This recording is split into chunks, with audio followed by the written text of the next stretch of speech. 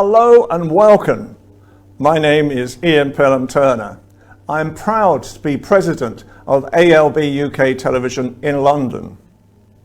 For the past 54 years, I have reported as a journalist and a broadcaster on all the different aspects that happen in the news in Britain today. I have worked with politicians in Downing Street. I have worked with 5 generations of the royal family. I have worked with tourism experts. I have worked with high city financiers and businesses in London, as well as social and economic communities. I'm seen as the voice of reason, but I'm also seen as the voice of London. Welcome to my new show. We start today with the controversy that is going on regarding coronavirus in London and in Britain. Yesterday in Parliament, Boris Johnson and Keir Starmer clashed over what is really going on at the moment within the coronavirus epidemic. Now, Boris Johnson stated yesterday that 181 national health workers have died and 130 social care workers have died as well. Now, Keir Starmer, the opposition leader, was asking Boris Johnson, why have so many people died, especially in care homes?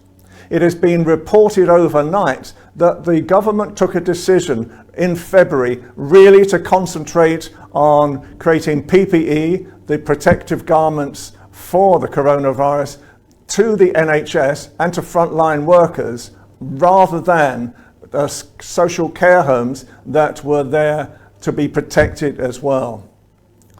So what happens now in a situation like this as we are going forward? We are going forward now, but both parties, although they wish to appear to be together and linking to actually join this and pass this epidemic totally without any further deaths, or as many least amount of deaths as possible, then the next stage is what is going to happen. What's the path? What's the road route? What's going to happen to Britain?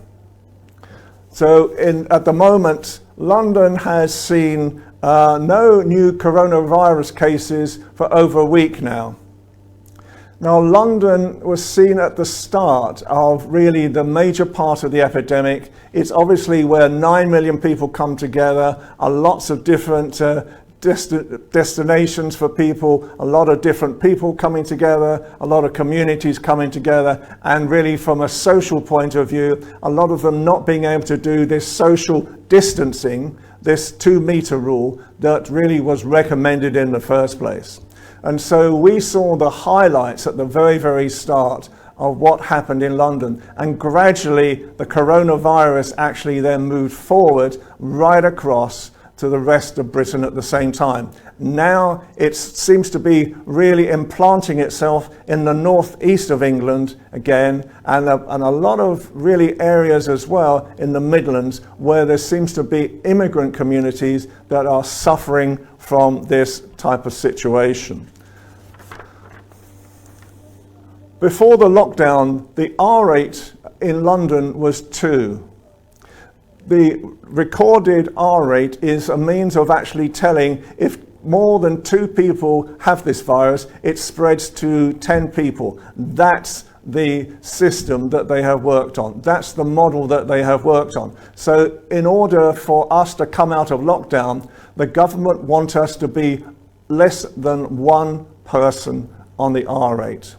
What is happening now is that in London we have 0.6, which is great for the R rate, and in the whole of the country we are still below 1.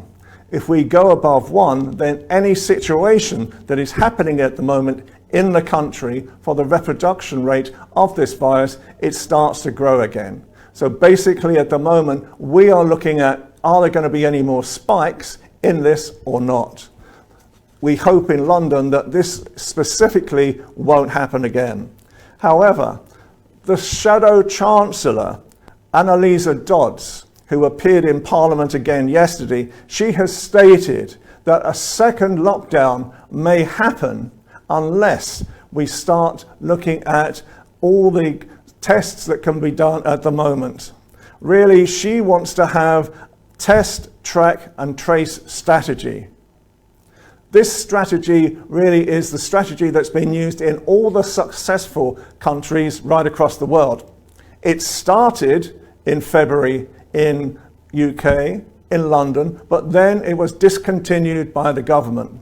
And so Annalisa Dodds, who is an expert in this as well, is saying that unless we don't want to have another spike, this track, trace and test has to be ready for June.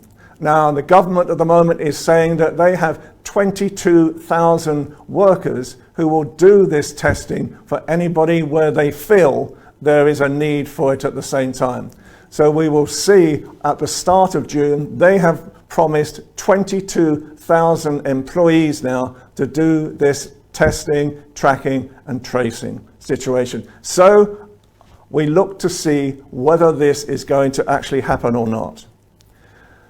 The New Zealand Prime Minister, Jacinda Ardern, has actually stated, why not follow what we are doing?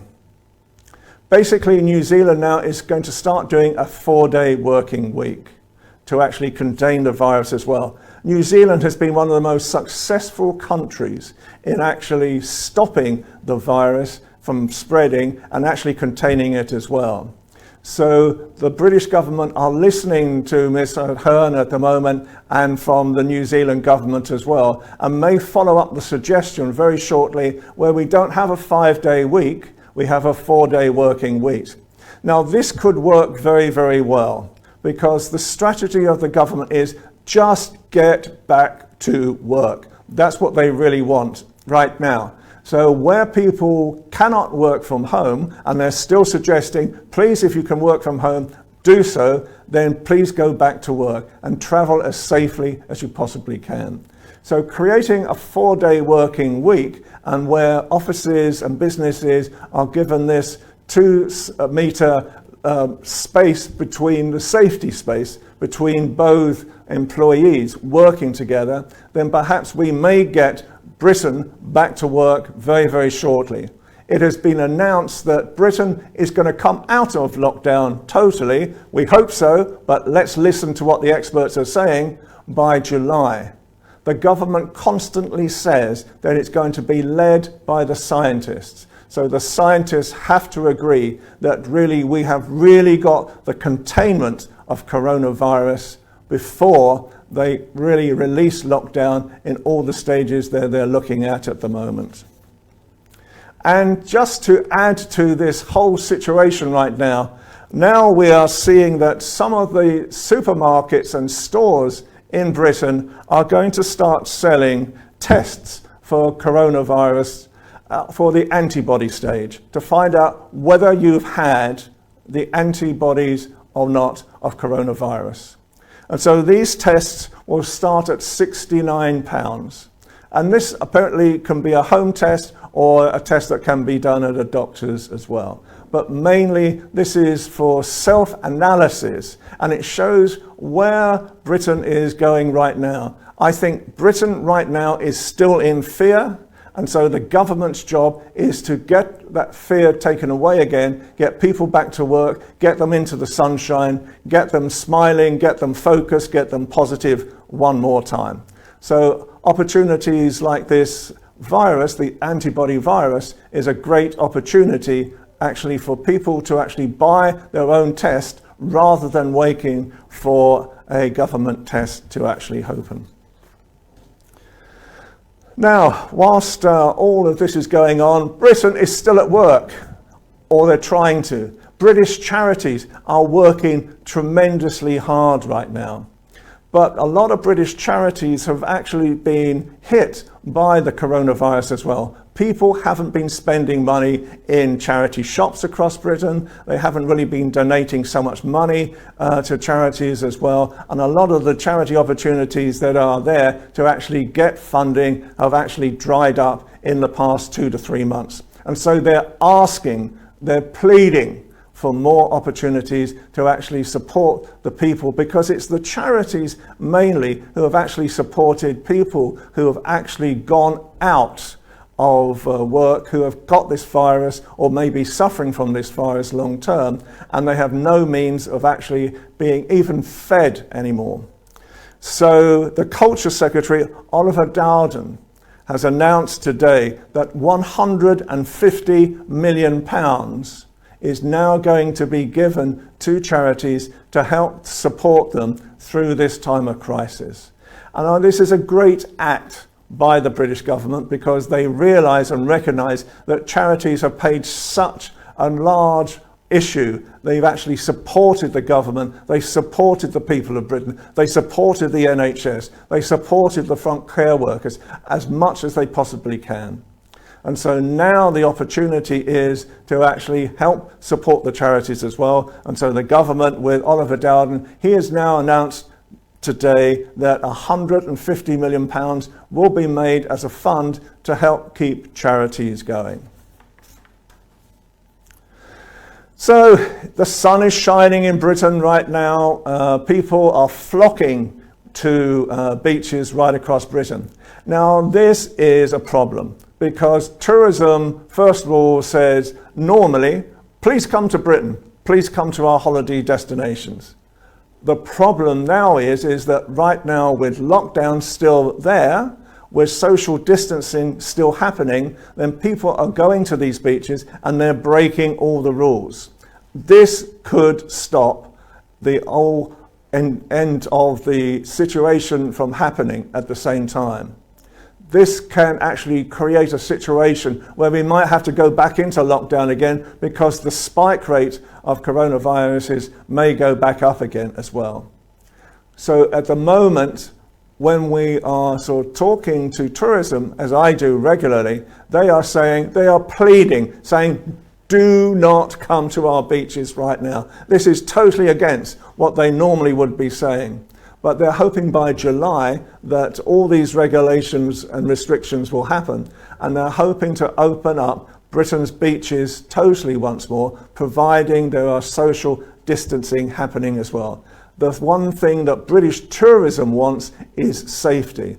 They don't want to be seen as the cause of another spike and another lockdown that could really cause issues in this country, especially financial issues. We are already in recession now, and this could turn into a depression unless we are very, very careful. So British tourism is playing its part as well to actually ensure that people may enjoy a certain amount of the beaches if they live locally within those areas, but don't travel hundreds of miles across Britain and take the virus with them as well, just to have a bit of beach, a bit of sunshine.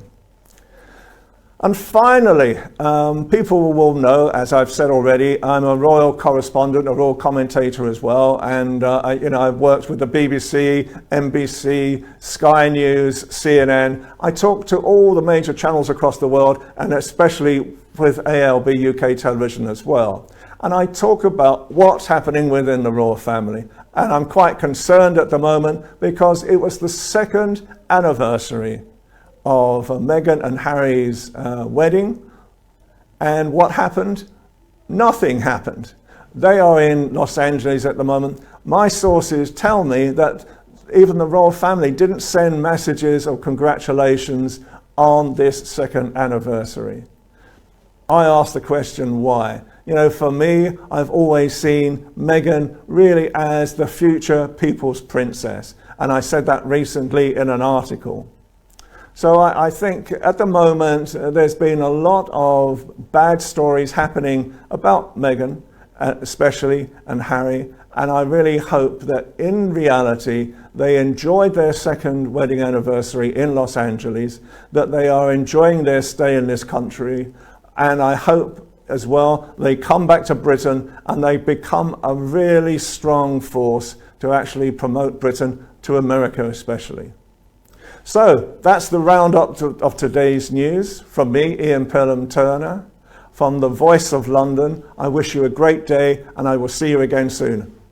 Bye for now.